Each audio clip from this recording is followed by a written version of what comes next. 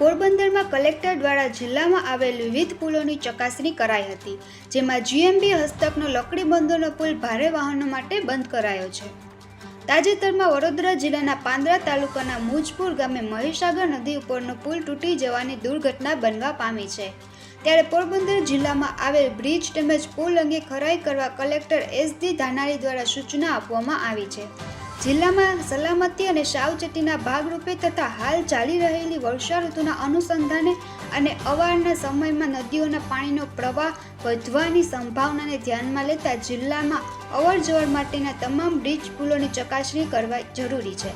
આથી જિલ્લાના તમામ બ્રિજ કે પુલો જર્જરિત કે ભયજનક સ્થિતિમાં છે કે કેમ તેનો ટેકનિકલ સર્વે કે મરામત કરવા અને જોખમી બ્રિજો તેમજ પુલો પરના વાહનો વ્યવહારને અવરજવર માટે વૈકલ્પિક વ્યવસ્થા કરવા તેમજ ખાસ તકેદારી રાખવા જિલ્લા કલેક્ટરશ્રી દ્વારા સંબંધિત વિભાગને સૂચના આપવામાં આવી છે।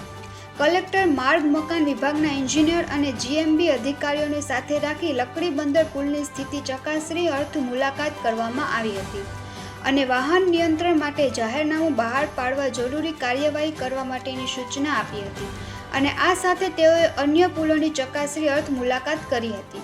લકડી બંદરનો પુલ જર્જરિત હાલતમાં જણાતા હાલ તેને ભારે વાહનો માટે બંધ કરાયો છે।